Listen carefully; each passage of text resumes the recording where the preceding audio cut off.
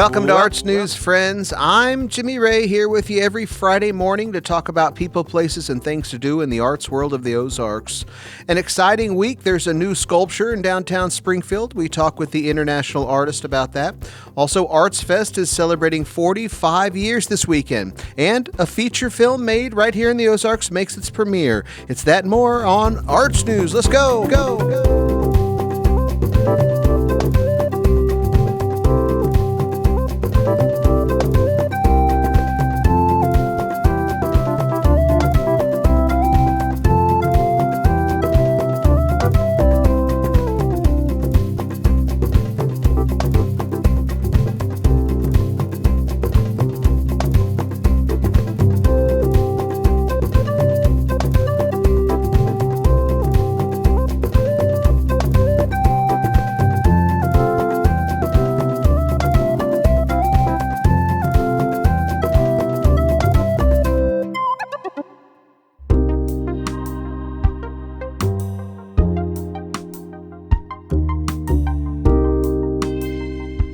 Support for today's program is provided by the Moxie Cinema, currently presenting Dust to Malibu, Mile End Kicks, I Swear, and Moxie Mornings for Kids.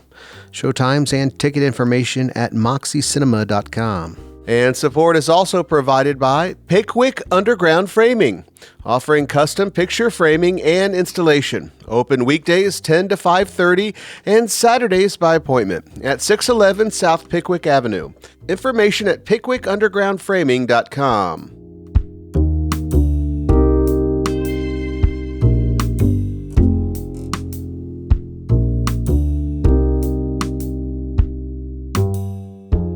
I'm Jimmy Ray. Welcome to Arts News, friends, and a very special guest today, international sculpture artist Juan Garrazabal. Thank you, Jim. So glad to have you here, and very excited about this installation. You may have heard about it back in December when it was announced, and Juan did a artist talk at the Fox Theater downtown Springfield. Juan and his team are back in town with an installation at the corner of Jefferson and Park Central East. It's entitled The Ghost of the Colonial Hotel. Juan, I wanted to talk just a little bit about you because as I looked you up, you've been all around this world. Yeah, I'm tired. Here I am. A Spanish artist, got a studio in Madrid, but do a lot of work in Berlin. Also, we were talking Miami, Shanghai. How does this happen? How do you get all of these spaces within international spots? I mean, that has to be, I assume, many, many years of hard work and dedication to it. Where did you start and how did you end up here? I guess it became a necessity when you know that you want to be a sculptor and to have a certain degree of sustainability of a big project. You immediately need to think internationally. It's not easy, but it's mandatory. So when I was 19, the Berlin Wall fell, and I thought that was a sign and a possibility of me to be where the action is. So it happened that Berlin became a playground for arts on the streets, and lots of the principles that I apply to my work come from this moment. I am part of the generation of artists that took the street as an opportunity to change like the dynamic in a city and interact and create emotions. And I think it was the best place possible to do that.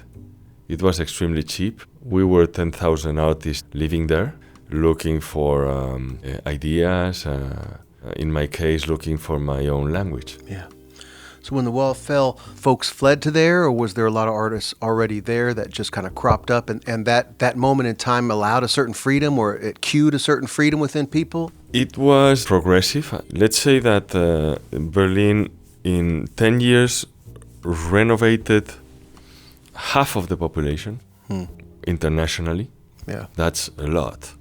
If you consider a place that is like the New York of Europe, okay?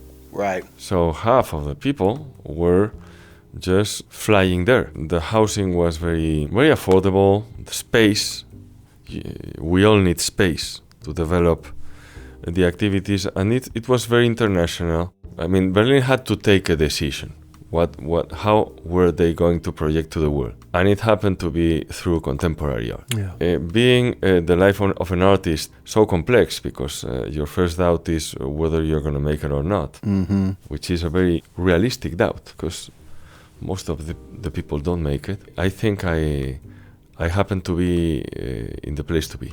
When you say making it, I assume that boils down to making a living, at making money, and being able to continue to do what you want to do artistically. Is that something that is decided by talent, tenacity? Is that something that is decided by longevity, determination? Is it luck? Determination and conformism is key to reach your own language. You said non-conforming. Not conforming, because you need to be aware that you need to have your own space. Doesn't make any sense to project to the world with something that has been done already. So the huge headache is to face, until the moment that you don't find something that is your own, you are really lost. You need to have your own territory. You need to be identifiable. So what did that process look like for you? Is that something that came very naturally to find your own voice, your own vision? Or is that something that took some time? Quite a lot of suffering. What do you mean by that? I don't see this as a job. I see it as a necessity. It doesn't fully depend on you that you find that language in which you can be significant. It depends on many factors. So for me, it happened that I was aware that I didn't have my language, although I was receiving already some attention and some commissions. I was doing what I thought was the only solution, but with a lot of internal fear, confusion that fueled me to never stop and try to arrive somewhere. So even though you were getting some commission, some attention, you still had that doubt inside. Absolutely. Do you still feel that to this day? No, there was an episode. I was commissioned the Noaptea Alba, which is the White Night in Bucharest. I happened to have a couple of ideas because I was like the artist that was going to design everything for a happening in the streets, a fantastic opportunity. So I started with some of my common ideas. I was rejected by the people of the city hall, and then one night, while driving around with the responsible people of the city hall, we happened to drive in front of a very big building in Bucharest that is called Casa Poporului, built by Ceausescu, the dictator. And they happened to turn the head not to see it, all the people in the car.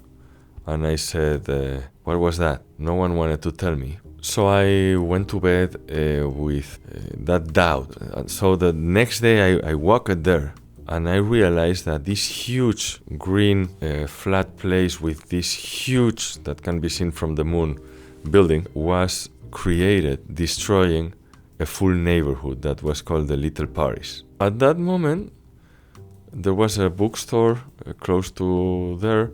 I started to investigate what were those elements that had disappeared from there and that obviously were behind the reaction of the people in the car.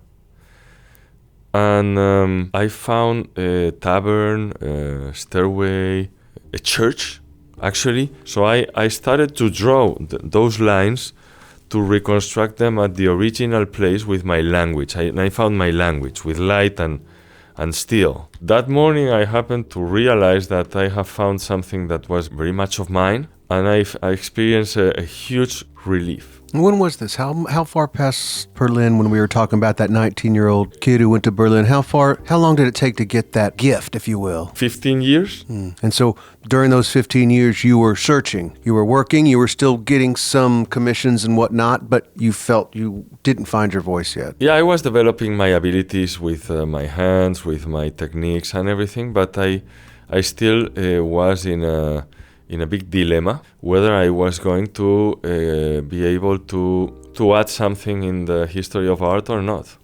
Because if you're really serious on that, you need to have something under your arm, and I didn't have it. Talking with Juan Garrazabal. He's a sculpture artist and responsible for the new piece installed at Jefferson and Park Central East, unveiled on April 30th at 4 p.m., a time and date that was no coincidence. And here to tell us more about it from Sculpture Walk Springfield, it's Bridget Bechtel. Why is that date so important, Bridget? Yeah, that was intentionally chosen by the Missouri Route 66 Centennial Commission, as that is the exact time on the exact day, 100 years ago, that the telegraph was sent from the Colonial Hotel to Washington, D.C., naming the Mother Road, Route 66. So we feel very honored that we got to be a part of this project and that we were chosen to help find something to honor the past, but still be innovative and creative and beautiful. The Ghost of the Colonial Hotel is that piece. Yeah. The Ghost of the Colonial Hotel, now on display at the corner of Jefferson and Park Central East. How did you guys connect? How did you connect with Juan? Sculpture Walk Springfield, on behalf of the Rotary Clubs of Springfield, who are the commissioning body for this Birthplace Plaza, we got together back in the spring and put out 2 calls to art. There was a sculptural component and then an impact component that they wanted either neon or light or some kind of interactivity element. And I sent both of those out as 2 separate calls, and Juan responded to both, but with his hybrid idea of the ghost. And it will combine the sculptural element, standing 18 by 20, and then light and sound and backlighting and uplighting and a landscape changing piece that stop people in their tracks. Very good. Excellent work you all are doing over there. That's Bridget Bechtel from Sculpture Walk Springfield, and talking about the new piece, The Ghost of the Colonial Hotel by Juan Grazabal at the corner of Jefferson and Park Central East, unveiled this week. And if you want to check him out and his work, he's on Instagram. You can follow him and check out his work at Juan_ and his last name, which is spelled Garizabal. And a lot of different installations to take a look at there. How often do you do these types of commissions, Juan? We are now very well prepared to work in many large scale per year.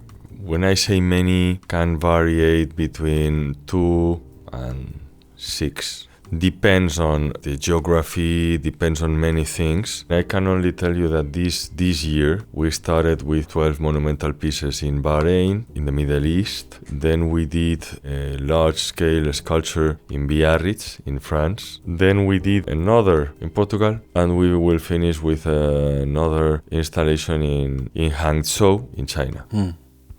You say we, so I assume you have a team, folks who help manufacture, build. What's your role? What's your leading force within this team that you have doing these projects? My role is physical. I have to do all the first steps on each piece. I visit, obviously, the places. Yes, I have a lot of help of people that can be very good finishing the pieces. All of them are unique pieces. I don't do series. There is a lot of work coordinating with the art galleries. I work with 9 art galleries around the world, feeding the press, administration, supplies. There's a lot to do. We don't get bored. As I told you, I'm very tired. Big operation. Talking with international artist Juan Grazabal and Bridget Bechtel here from Sculpture Walk Springfield. Very exciting about this new installation at the corner of Jefferson and Park Central East. Juan, before we go, what inspires you? What's inspired you throughout the years? What inspires you now? Doesn't necessarily have to be connected to art. I mean, I woke up this morning to a big full moon still up and out. I felt that inspiration in that moment. What inspires you? I saw the moon. Yeah. I saw it from your city, and that conditioned me because I really enjoy it, and I'm very inspired. I love to think, so I like places where you think well, and I happen to find Springfield as a place where you can think well. You can see the skies. I like the housing of human size. The atmosphere doesn't break my mental space, and for me that's like the base to get inspired. Everything after that is potentially inspiring. Yeah. And nothing, because many things just come from the interior or nice music. I like obviously buildings, and I have been obsessed with buildings from when I can remember, but also people, stories, heroes that are behind the buildings. And mixed with some endorphins, I like to do sport because I really believe those mental endorphins drug me and solve many things that otherwise I wouldn't see the connection. Yeah. Talking with Spanish sculpture artist Juan Garrazabal. And you can check him out on Instagram if you want to see some of his work and some of his travels. It's at Juan _ his last name, which is Garaizabal. Juan, thank you so much. It's been illuminating talking with you.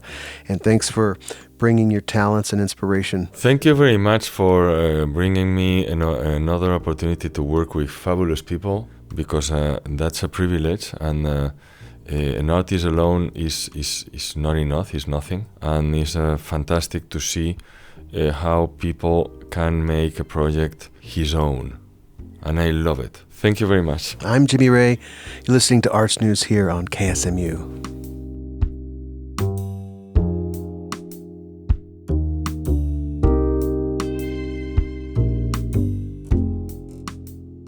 Support for Arts News today is provided by Dressler Peters Business Law Firm, committed to promoting music and the arts in the Ozarks by supporting local public radio, including KSMU's weekly arts newsletter, The Green Room. Information at DresslerPeters.com.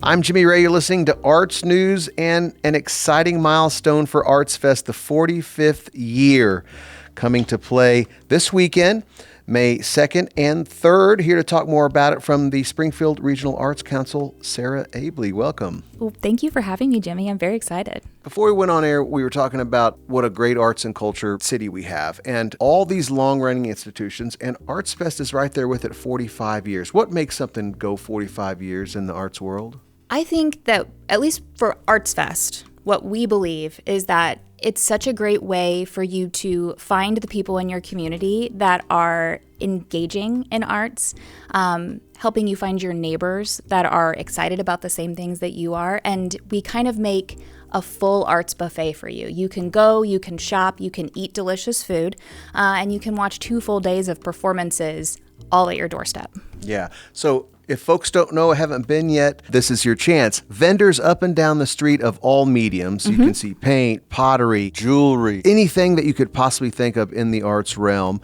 And like you said, music. So give folks some details as far as when this is running, how they can get tickets, and how they can actually participate in it if they don't know already. Yeah, so Arts Fest happens on historic Walnut Street. That is Walnut Street between National and JQH. We shut it down. It's where all of the pretty houses are, all of the shade trees are. You can buy tickets online if you are a planner like myself. They cost $5, but you can also just purchase them at the gate. We won't turn you away. Your tickets are good for both Saturday and Sunday, and they're only, again, $5, which is crazy. Yeah, that is absolutely wild. Yeah. To get that much fun for $5 these days. We open at 10 a.m. We will have breakfast food. We'll have coffee from Coffee Ethic on the street. We'll have St. George's Donuts on the street. So come hungry. We also have, I think, about 20 food trucks, and so you can have lunch as well. We'll also have arts nonprofits up and down the street mixed in with the artists, just so if you're somebody who you're like, man, I want to engage with my city, I want to get connected, how can I do that? They'll all be there, and our stages will also feature performances from Springfield Little Theater, the Opera, High Tide, Mosaic. We've got just everything you can think of right at your fingertips. Yeah, so on the stage is not just music, but actually performing arts as well. Yes, yeah. They're stripped down. Think of it like a tiny desk situation. Yeah, just kind of broken down, little bite-sized performances. Can folks learn more about this on the website? Yes, on the website. Just go to the Arts Council, springfieldarts.org. Yes. And Arts Fest is front and center on the top. Yeah, lots of frequently asked questions there, and you can get answers to it. Oh, yeah. We have the actual address. We have where you can park, because, guys, there is parking, I promise. Yes, don't be afraid. Don't be afraid to walk just a little bit. And it's all listed on the website. Yeah. And I have to say, I can give testimonial here because I lived just off Walnut Street on Hampton for years, and I went every single year, and it's always a blast.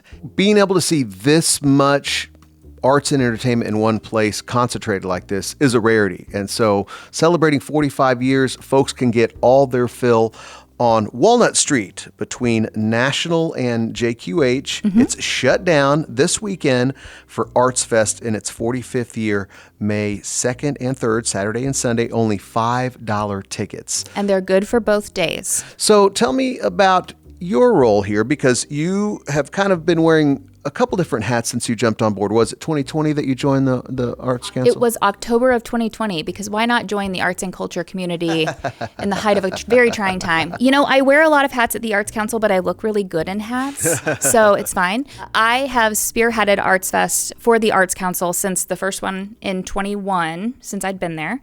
And it's a magical experience, Jimmy. I have had the fortune of, since I actually started at Missouri State, I've been a vendor at Arts Fest. I've been a volunteer at Arts Fest. I've been a judge at Arts Fest, and it was a huge part of why I even applied to work for the Arts Council. As the person in charge of programming for the Arts Council, I get to see all of the very cool collaborative arts education things that we do, all of our amazing partnerships, things like First Friday Art Walk, and Arts Fest is just a condensing of all of those cool aspects of all of the things that the Arts Council does. Yeah. And so getting to be the one to lead the charge on that for the first time this year is it's killer. I'm so excited. Good. We're talking about Arts Fest. It's happening this weekend, May 2nd and 3rd. You can get more information at the Springfield Regional Arts Council's website, which is springfieldarts.org. And anything in particular that you're excited, anything new that's happening this year, anything that's sticking out in your mind as being not to be missed? So here's the thing. I'm not going to say exactly what it is, but we have some really, really great partners with SMC here in town, a local packaging company. They make boxes and all sorts of other things, but through our amazing creative manager, Hannah's talent and their skills, we have some very cool art installations that are going to be happening. Okay. So make sure to come out. They are things that make Springfield really special. We pulled out all the stops for the Route 66 celebration, and we just want to make sure everybody in Springfield that is a local here, but also all the tourists coming in, really know what makes Springfield special and understand what our culture is all about. Yeah, excellent. Talking with Sarah Abley, the manager for Arts Fest, which is happening this weekend on Walnut Street. They shut it down, and it's more art than you can shake a stick at, and you'll want to be a part of this, no doubt about it, as they celebrate their 45th year. Before we go, we were talking about the team over at the Arts Council. Let's give a shout out to everybody that you work with over there doing such great work. Oh my word. Okay, so our executive director, Leslie Forrester, she's amazing. Absolutely amazing. She'll be wearing probably a very cool Andy's hat. That's just how she rolls. We have Claire Utley. She's our exhibition manager. She's handling all of artist relations. Hannah Curran. She is our creative manager. And so the very cool Arts Fest designs you've been seeing on billboards all over town, that's all her. She's amazing. Allie Jepsum is our content coordinator. She's been creating everything you're seeing on social media. Jacinda Warren. She is our development director. She's been working with all of the local sponsors who are coming out to support us and making sure we have really great local food for artists the full weekend. And then, of course, Nate Black, who has helped organize all of our stages. But on top of everything, it's just going to be going beast mode all weekend to make sure stuff gets done because that's what Nate does. A lot of work going into this particular event, Arts Fest, this Saturday and Sunday, May 2nd and 3rd. Only $5 to get in.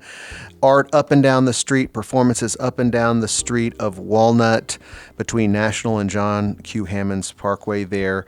And folks, a big shout out to the Springfield Regional Arts Council for all that they do for the arts community. It's been tough lately. We know funding can be a hot mess, but Springfield has a deep legacy, and y'all really keep it going. Thank you for everything. We do it for our community. We do it for the love of all of you, and we hope everybody comes out and has a really great time. You'll see Sarah and everybody else down on Walnut Street for Arts Fest this weekend. Take care, Sarah. Thanks. I'm Jimmy Ray. You're listening to Arts News here on KSMU. Welcome. Let's all go to the lobby. Let's all go to the lobby. Let's all go to the lobby to get ourselves a treat. I'm Jimmy Ray. You're listening to Arts News here on KSMU. And cinema is alive and well in the Ozarks here. A movie shot almost entirely here in Springfield, Missouri will make its worldwide premiere at the Moxie Cinema May 3rd. And the movie is called Dust to Malibu, a road trip drama. And it is from producer and actor Shelley Gibson and writer-director Stephen Ward. Here to talk more about it, Shelley Gibson, welcome. Hello. Thank you for having me. Well, this is very exciting to start seeing these feature films be made in the Ozarks. We were talking with the Film Foundry a few weeks ago about some of the reasons it makes sense to make movies here. So why, for you in this production, did you want to bring this film to the Ozarks? Authenticity. A British person wrote the script who was not quite familiar with the center of the country and was familiar with me. And, he said, I placed the film in Missouri. And after we had some go-arounds with investors in Los Angeles, I had also learned that there was a new Missouri tax incentive for film production here. And I said, whoa, what about we film it in Missouri? And he was like, can we? He didn't know if films could be shot in Missouri because, he thinks New York or Los Angeles. So I asked him if I could just get to work on it. And he said, please do. And it was only a matter of weeks that I met people at the Film Foundry. I met the Missouri Film Commissioner, who introduced me to an attorney who happened to be a big fan of our star and his wife, Taya Leone, and he introduced me to an investor who funded the whole film. Excellent. Incredible. I just love that these conversations are happening with investors, filmmakers, where they're saying, what do you mean we can make a movie in Missouri? Yes, that is happening now thanks to the Film Foundry, the Film Office, and a lot of hard work. I love that these are actually coming to light now. A full-length feature film, Dust to Malibu, debuting at the Moxie on May 3rd and a few days after that as well. Plenty of opportunities to see this. Where should folks go if they want to learn more about this production? Well, we have an Instagram page that's just Dust to Malibu, but we also have a website called dusttomalibumovie.com. It has some basic information up there, but really if you just follow our social, I think that that's the best way to get the latest information. The Sunday screenings aren't just screenings, that's our premiere. Yeah. We are premiering the film. The writer-director and Tim Daly are coming to town for it. Excellent. That'll be great. And then it will run at the Moxie till May 14th after that. It runs till May 14th, yeah. Excellent. Okay, so no spoilers here, but give the folks a brief synopsis of this. Obviously, it was shot here, so you might see some locations, some people, maybe even hear some familiar music. Give us a rundown of Dust to Malibu, this new feature film. The father-daughter relationship story. The father and the daughter are estranged, and her mother leaves in her will that she wants the two of them to get back together to take a road trip from Missouri to California to scatter her ashes in the Pacific Ocean. So most of the film was shot here. There were only 2 scenes shot out in Malibu, California. I love the Springfield I grew up with. And so you'll see a lot of historic sites. You'll see a lot of Route 66 sites. You'll see downtown. You'll see Commercial Street. You'll see the Rockwood Motor Court and the Rail Haven and Lindbergh's and places like that. I went to high school and college with Beth Doman, who runs the Landers Theaters. And she was the first person I thought of because as I read the script, I said to the director, with the exception of the 4 leads, we can almost entirely cast this movie with actors that I or Beth knows. And we did. Excellent. Excellent. And then what about crew? Were you able to get local crew? Yes. As a matter of fact, to fulfill the requirements of the Missouri Film Commission's tax incentive, there are some boxes you have to tick off. 2 of those boxes, we had to elevate someone in their professional stature. And so we found a young woman in town by the name of Kate Hernandez, who is known to a lot of the filmmakers. She's one of the guerrilla filmmaker kids in town who is so passionate and never stops working. So we brought her on and we gave her an official IMDb credit. We stepped her up into the land of professional. And then actually a neighbor of mine by the name of Carter Shipman, he also was a young filmmaker and he had done an Ernest Hemingway film that was just beautiful on his own. people kept mentioning him to me. And I called him up, and he was still a senior in high school at Central. And I said, "Hey, Carter, I'm producing a movie." And he said, "I want to do it." "But Carter, you're still in school." "I'll get out of school." And somehow he's able to talk his professors and principal into letting him out for the duration of the shoot. And he was also another invaluable addition to the set. And the Ozark Mountain Daredevils did our music along with Molly Healy. Excellent. You know, I watched Carter Shipman grow up, so it warms my heart to see that, and so many great local folks and music and locations in this new film. It's called Dust to Malibu. It's premiering at the Moxie on Sunday, May 3rd, and it will be running for a couple weeks after that. Folks can get more information by following Dust to Malibu on Instagram or dusttomalibumovie.com. Talking with producer, actor Shelley Gibson. Shelley, what do your roots look like here in Springfield? Oh boy, Springfield, Little Theater. I took acting classes there when I was a kid and was always a bit of a dreamer. I was always fascinated at the idea of becoming someone else. Not that I didn't like myself, I was just crazy curious about other people. And I didn't know you could actually, make a job out of that. Did high school plays with Tim Reynolds over at Glendale High School. Then I went to Stevens College in Columbia, Missouri, where Beth Doman also went. And because their theater department was so amazing.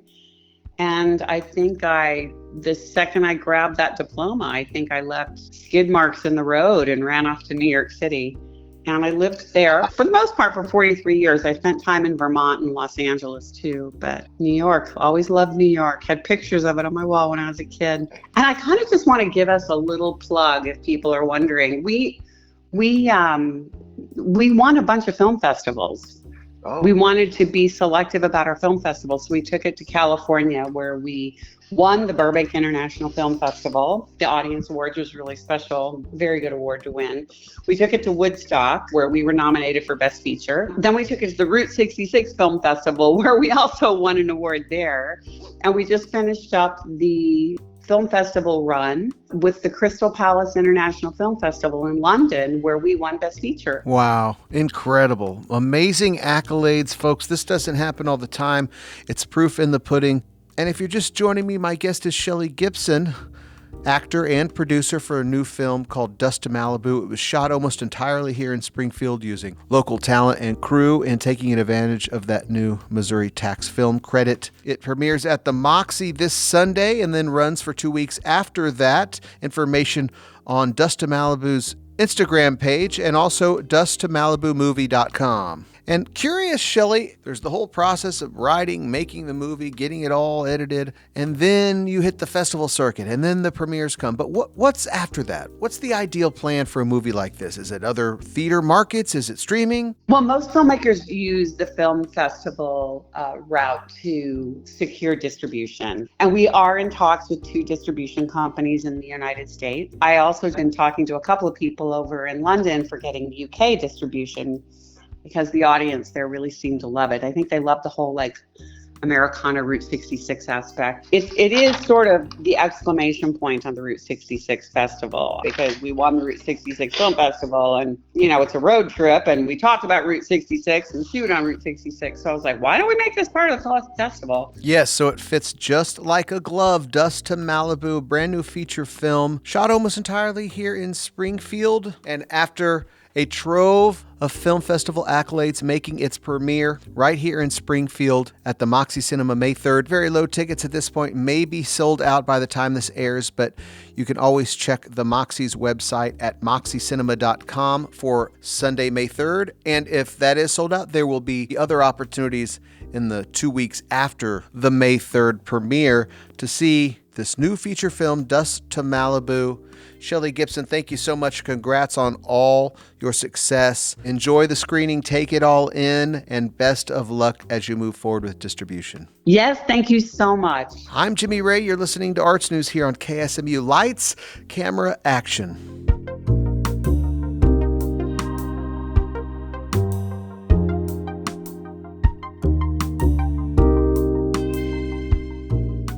Barter Boat is coming to Springfield on May 1st. KSMU's Michelle Skaliski has more on the traveling exhibit that has been around for over a decade. The State Historical Society, Missouri Humanities, and University of Missouri-Columbia will bring Barter Boat to Springfield for the National Route 66 Centennial Kickoff.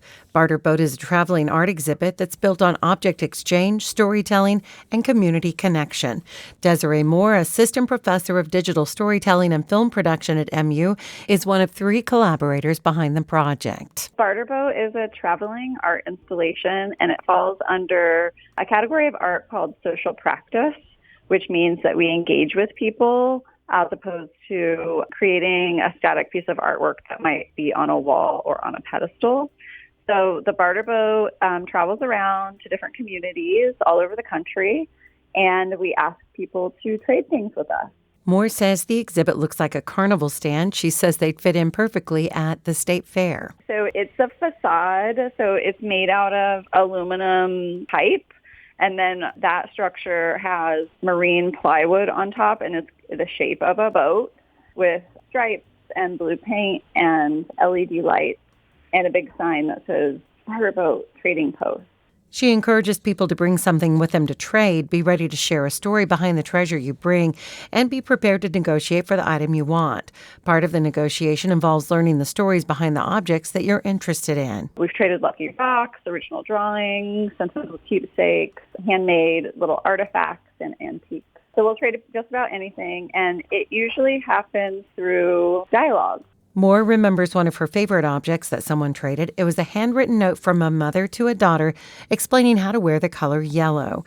She says the first goal of Barter Boat is to connect with people of all ages. We're really interested in capturing some of these stories and documenting these objects before they leave our inventory and creating an archive of, everyday objects and everyday lived experiences to kind of hopefully provide an access point to both, the extraordinary things that the everyday person is living through and also the very ordinary things that make up most of our lives. Barter Boat will be at Park Central Square May 1st from 1 to 6 p.m. If you go, you'll be able to share your stories as part of a new project. Moore says an archivist will have an audio recorder to collect oral histories.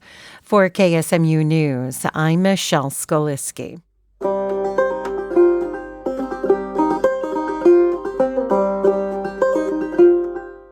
And we pick back up with our radio drama, The Life and Times of Curtis Lee. From Ozark Anthology Productions, Rick Gibson, creator, songwriter, musician, producer, and story writer, and narrated by Terry Wayne Sanders. Each installment also includes an original song by Rick Gibson. This week it's episode 5 entitled Sundown Town, an audio drama by Ozark Anthology, right here on KSMU Arts News.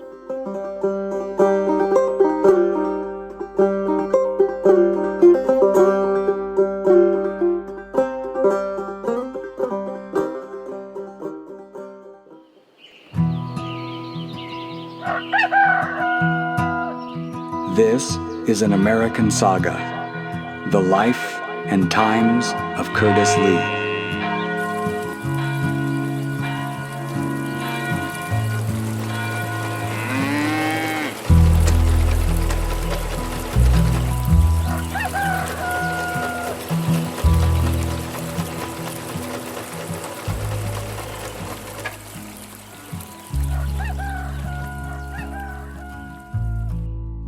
Episode 5.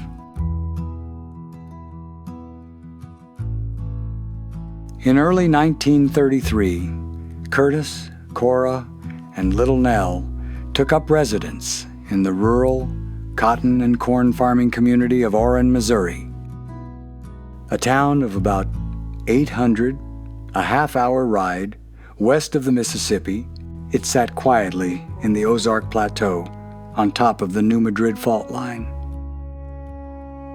Composed of farmers, sharecroppers, and a few merchants, Oren sprung up around a railroad stop during the Civil War.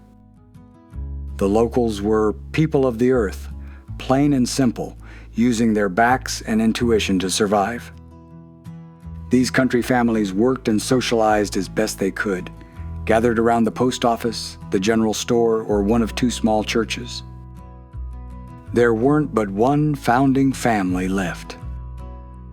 Most folks had gotten there from other places by following the rich working soil. These were basic people trying to get by and get along, the best they knew how. After their time in Memphis, Orrin felt like a warm blanket.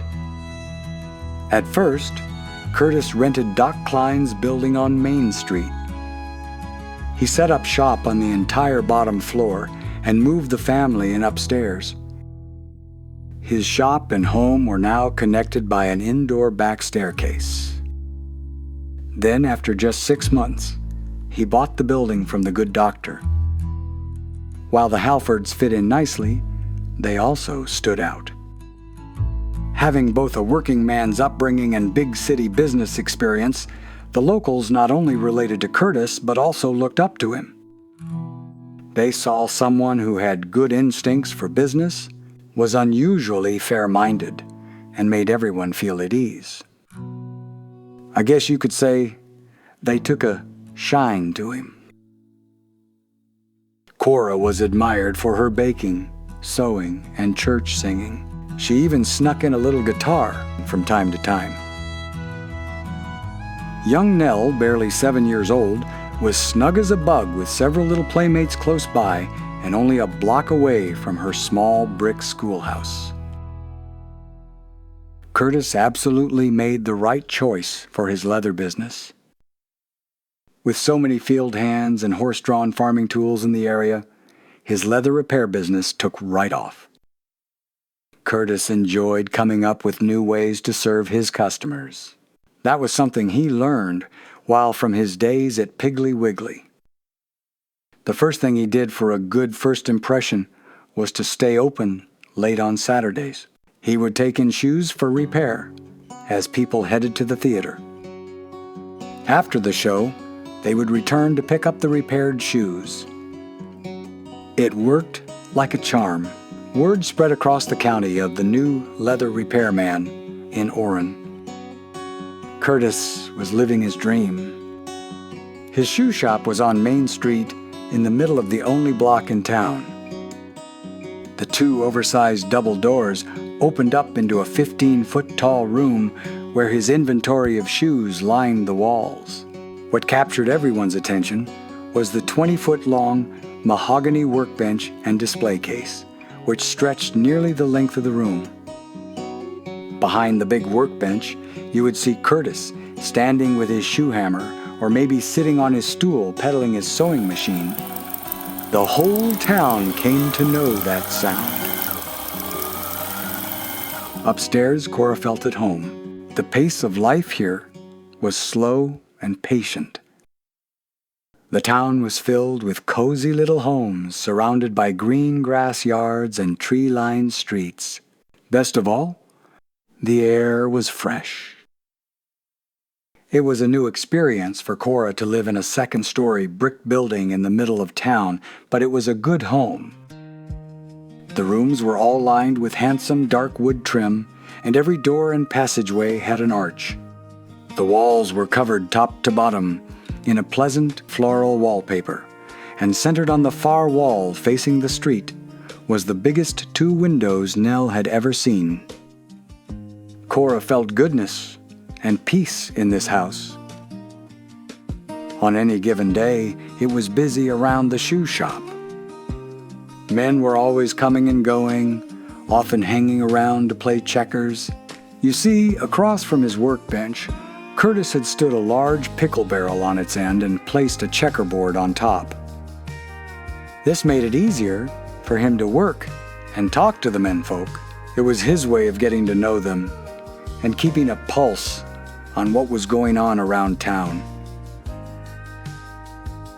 As it often does, the years were racing by.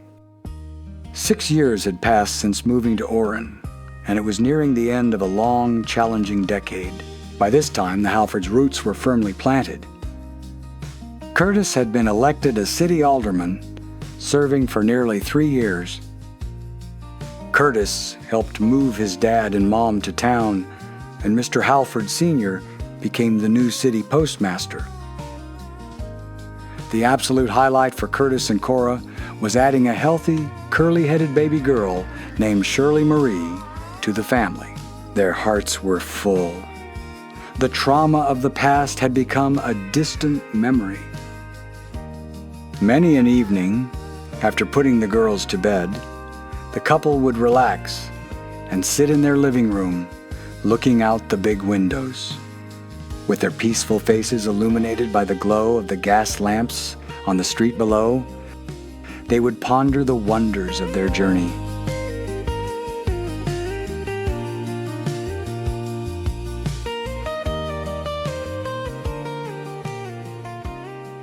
Amidst the serene setting of this Boot Heel hamlet, the next decade was approaching. A dark cloud loomed over the entire country as the Depression still had a deathly grip and the threat of war was deepening. These were the things on top of everyone's mind and around the checkerboard. Perhaps that's why Curtis and the good folks of Orrin were distracted from another cloud of darkness that was quietly besieging them from within. An ominous tension was creeping into the Boot Heel, and it was about to grow worse. The Missouri Territory has always been a human melting pot. The rich farmland and self-reliant way of life attracted people of all sorts. Aside from merchants, farmers, and sharecroppers, it drew nefarious types with ill intent and egregious behavior. To top it off, there was a clash of cultures and morals as citizens of different ethnic backgrounds struggled to coexist. In reaction to the Great Depression, white landowners began forcing sharecroppers off their land to avoid having to pay them. In the winter of '38, over 1,000 sharecroppers and their families throughout the Boot Heel region found themselves homeless and stranded. This got national attention and added to the already unstable environment. There were constant reports of brawls and homes being trashed. Even though Uncle Sam finally stepped in, the pot had already boiled over. By midsummer, you could cut the tension with a knife. Some sharecroppers left the area, while others formed their own small settlements. One such settlement was just outside Orrin, across the railroad tracks. The colored sharecroppers stayed outside of town unless they absolutely had to. When they did go to town, they didn't go alone.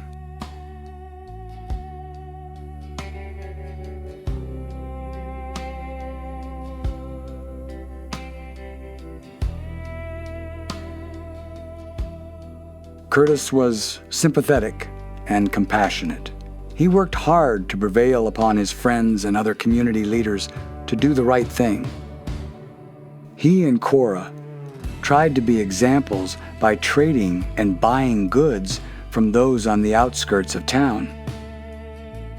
A few in Orrin followed their example, but many did not.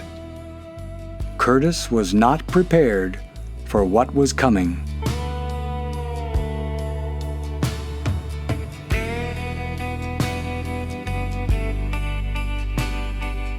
The summer heat was relentless, but it didn't keep folks away from town. You see, it was not just any Saturday, it was payday. From all across the county, busybodies were in town to stock up on goods, do some friendly neighboring, and let off a little steam. This particular day, there were more people coming and going than usual, and the streets were filled. The day began like any other for Curtis, families strolling by window shopping, shoes being dropped off and picked up, and of course, a few fellas gathered around the pickle barrel playing checkers and storytelling.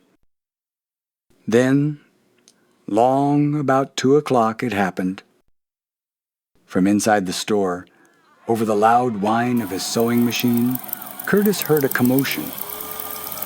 It began as a cluster of loud voices, then suddenly escalated to hollering and screaming. The shop went silent. Everyone jumped to their feet and hurried out onto the sidewalk, with Curtis in the lead. Just 20 feet away, a crowd had gathered. The fuss had turned to whispers and gasps. Curtis pushed his way through to where a young man was lying still and bloody. As Curtis knelt, the boy's eyes opened and looked up just as Sheriff Diebold stepped alongside. The surrounding crowd began raising their voices. Curtis was stunned by the vile words and tones swirling about. He helped the boy up, and Sheriff Diebold turned to face the hostile mob. Despite his efforts, he was helpless to stop the escalating outcry for retaliation. The sheriff and Curtis rushed the boy into the shoe shop and closed the doors behind them. Looking out from the doorway, they saw the crowd growing larger and angrier. The two men stood, staring in disbelief, wondering why. With the streets filling with people, they turned and faced the boy. The sheriff blurted out sternly, "What happened?" Neither man recognized the boy, who was now sitting, wiping his bloody nose with his sleeve. The boy looked up and pointed out the window, then with a cold and glorious voice shouted, "They don't belong here. That boy wouldn't get out of my way." From these few words, Curtis and the sheriff knew exactly what was going down. Outside, the streets were now overflowing. The sheriff stepped out to confront the assembly.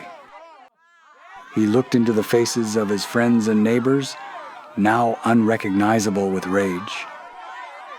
His pleas for calm and order were drowned out. No one was listening to what the sheriff had to say. Sheriff Diebold was shoved to the side as the mob passed on looking for anyone of color. Curtis, watching from his shop entrance, went back inside to call the state police. As he did, the suspicious boy ran out. This violence was a devastating personal experience for Curtis. He had seen hate in Memphis and knew the darkness it represented, but this was a turbulent act of hate right in front of his eyes. His heart was aching. He had never felt so helpless. The safety of Cora and his girls, sheltered upstairs, came to mind as he also got hit with a wave of distress and helplessness for the innocent families lying in the wake of the mob. This was a horrible day, and it was just the beginning. Overnight, the state police had dispersed the melee, but not before much damage had been done. By daybreak the next morning, only white folks remained in the county or anywhere nearby. There were no confirmed deaths that night, but one might assume. Come Monday, the sheriff dropped by the shoe shop to chat with Curtis. The two men sat around the checkerboard, going over in their minds all they had seen and experienced. The sheriff told Curtis he had spoken to a few witnesses to the attack, but their stories were conflicting, depending on who you talked to. Some, however, did point to the unknown boy as the provocateur. That cloud of darkness, which had been looming obscurely over Orrin, was now on full display.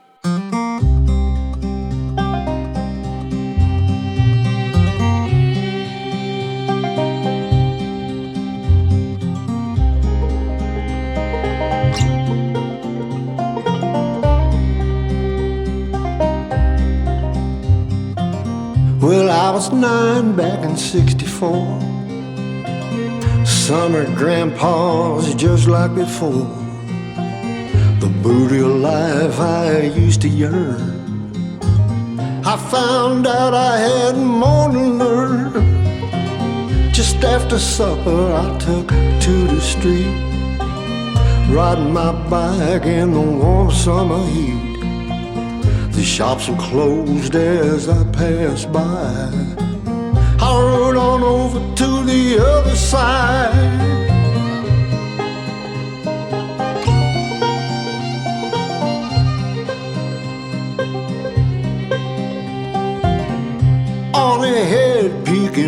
from the pines, scribbled words on a hand-painted sign. Shadows crawling, covering the ground as darkness fell over Shantytown.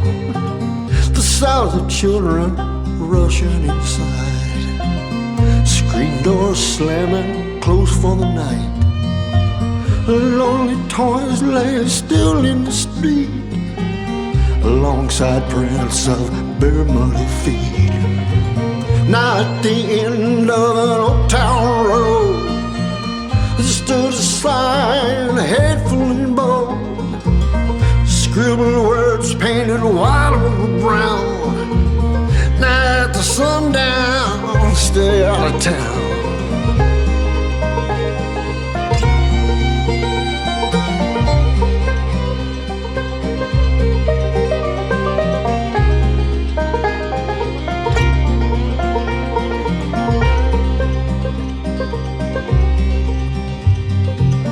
In '64, I was only 9. I was raised to be colorblind. I never knew such a hateful place. Here I was staring hate in the face. Now it's been years since I crossed those tracks. That image burns like a scar on my back. Anytime I feel the warm summer heat, I still see those bare muddy feet.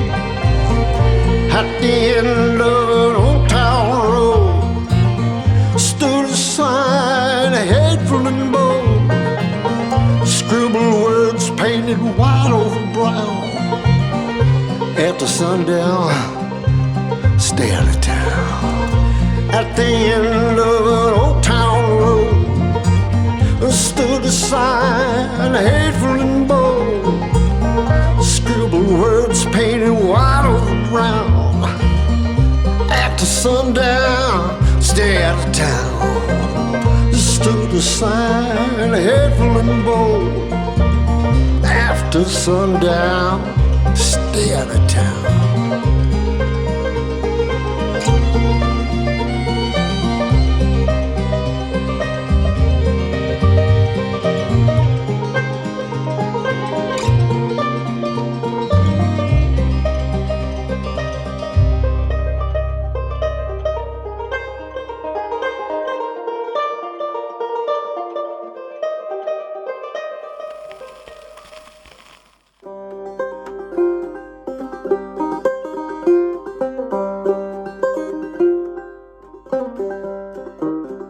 I'm Jimmy Ray. You're listening to Arts News, and that was the life and times of Curtis Lee, the 5th installment of an audio drama from Ozark Anthology and creator, musician, storyteller, producer Rick Gibson. And great narration work by the one and only Terry Wayne Sanders. Over the next several weeks, we will continue with these installments right here on Arts News, KSMU.